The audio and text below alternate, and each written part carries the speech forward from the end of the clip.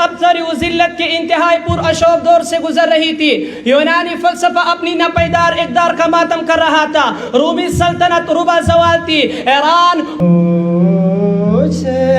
भी मेरा दर्द भी मेरी आशिकी अब तुम ही हो।